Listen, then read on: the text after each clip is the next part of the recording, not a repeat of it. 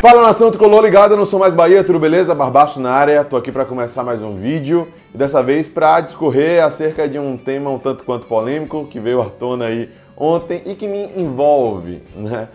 Ontem, após a partida em que o Esquadrão venceu o Fluminense por 2-0 na Fonte Nova, Zé Rafael novamente teve uma boa atuação, novamente fez gol. E aí, depois do jogo, eu fui e comentei na foto dele lá, falando te amo, meio que em tom de brincadeira, mas também com um fundo de verdade, afinal de contas, ele estava rendendo e está rendendo bem pelo meu time, tem feito gols e tem ajudado o meu clube a almejar coisas maiores aí, conseguir boas colocações na tabela de classificação e ter conseguido triunfos, né, que é o mais importante, é o que a gente quer ver e o que eu, como torcedor, querendo ou não, quero ver, né? E aí ele comentou, botou um comentário, que é esse que você está vendo aí na tela, e um minuto depois excluiu, mas como a galera é muito rápida, tiraram um print, um bonde me mandou, vi circular em grupo de WhatsApp e tal, isso, aquilo. Bom, existem interpretações distintas desse comentário, né? Na minha concepção teve uma certa ironia aí, com essa hashtag sabe muito e tal, né? Mas eu acho que no final das contas ele acabou levando na esportiva e foi sincero no comentário final, dizendo que serviu de motivação para ele.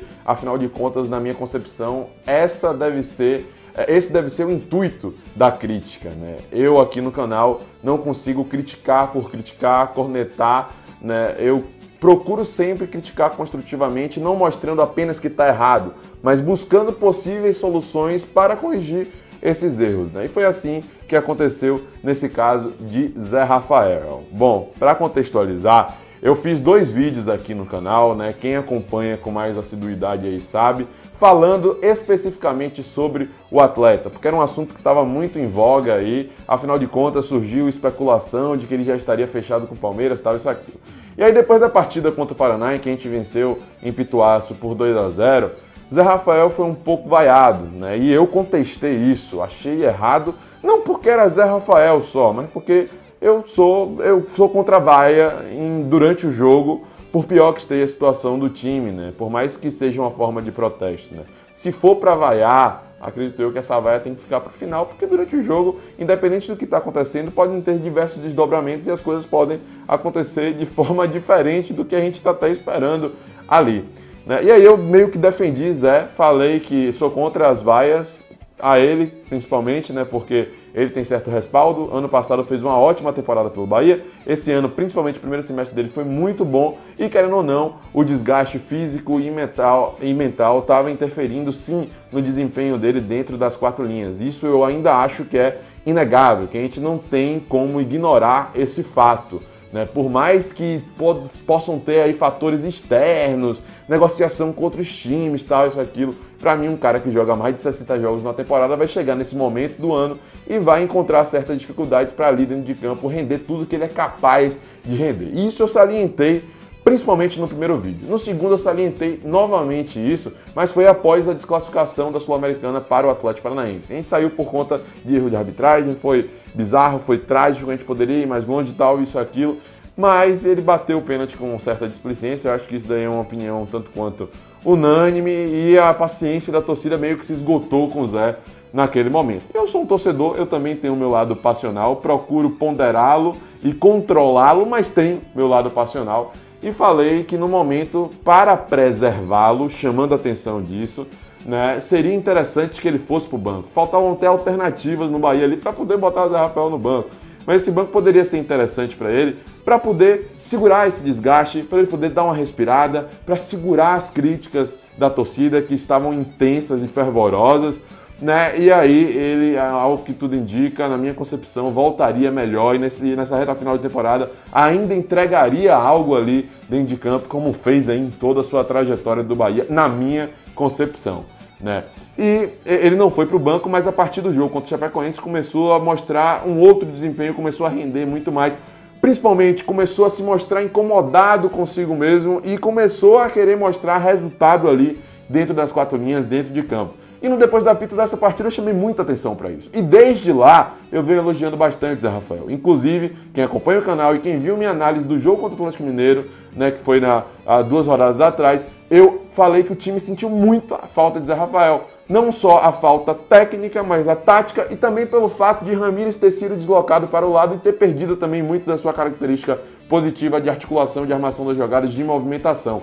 Então isso prejudicou um time como um todo, prejudicou a construção ofensiva do Bahia como um todo, e a gente chegou à conclusão sim que hoje, principalmente, Zé Rafael faz falta para a equipe. Então, eu acho bom a gente salientar, porque no caso desse comentário, em algumas situações, pega-se um fato isolado, né, e acaba tirando uma conclusão em cima desse fato. Mas quem acompanha aqui o canal, quem me vê nas minhas redes sociais, sabe que eu sou meio que um combatente de corneteiros. Apesar do meu lado passional, que existe em todo torcedor, procuro analisar tudo de forma muito ponderada, sem ignorar nenhum fato, considerando todos os fatores que interferem naquela situação. E foi isso que aconteceu no caso de Zé Rafael, né? E certamente ele deve estar vendo esse vídeo, outros jogadores veem esse vídeo, veem os vídeos do canal, né, na realidade, e eu gostaria de esclarecer esse ponto. E também esclarecer, cara, que apesar de vários jogadores aí, alguns jogadores assistirem aos vídeos, eu não deixarei de emitir a minha opinião por conta disso,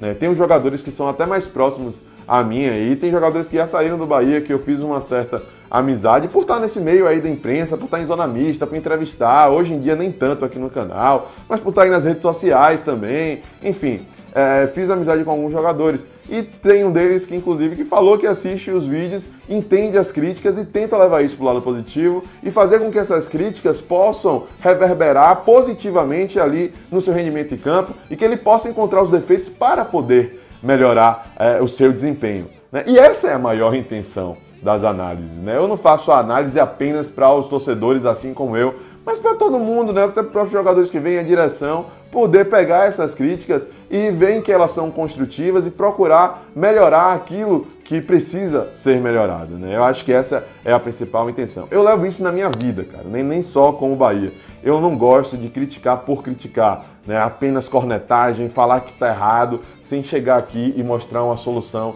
sem chegar aqui e considerar os fatos pelos quais estão ocasionando esse erro ou esses erros.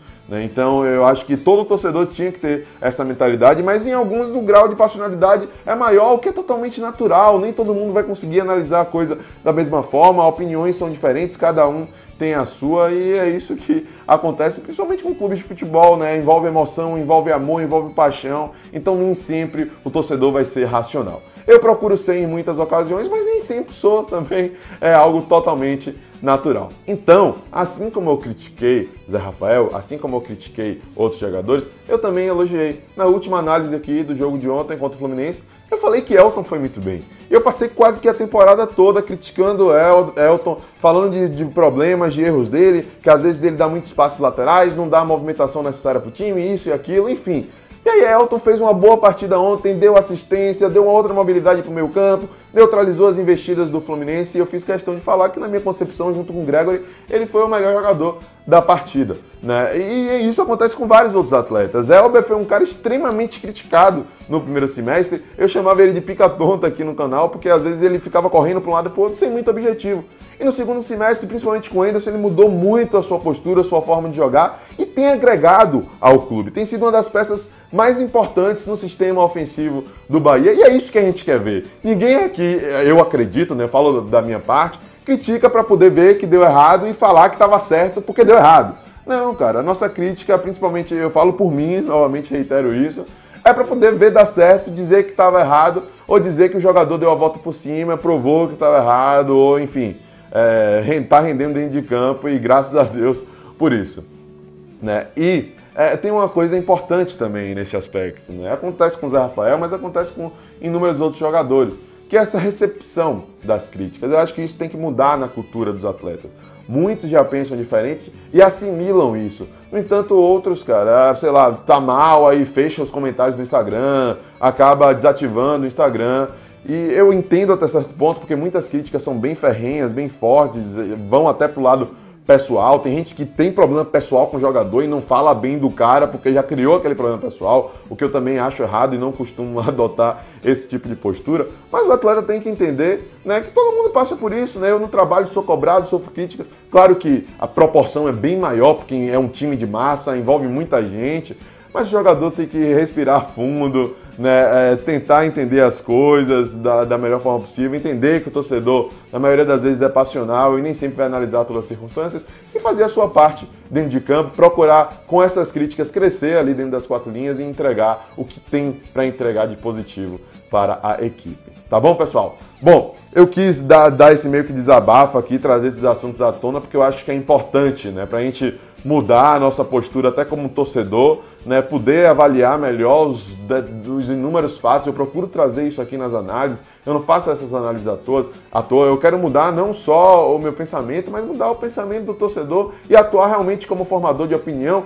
para mostrar que existem outros pontos aí a serem analisados e nem sempre as coisas acontecem assim de forma tão direta. O futebol não é uma ciência exata, às vezes a gente vai estar errado, às vezes a gente vai estar certo, às vezes o diretor vai estar errado, às vezes ele vai estar certo, às vezes o presidente vai estar errado, vai estar certo, o jogador também da mesma forma, as coisas acontecem assim. E se as coisas se tornarem mais fluidas, essa receptividade da crítica for feita de forma melhor, mais sensata, e o crítico também criticar de forma mais sensata, né, as coisas tendem a ser melhor e todo mundo começa a render em prol do Bahia, digamos assim, não só o torcedor como o jogador, como todo mundo.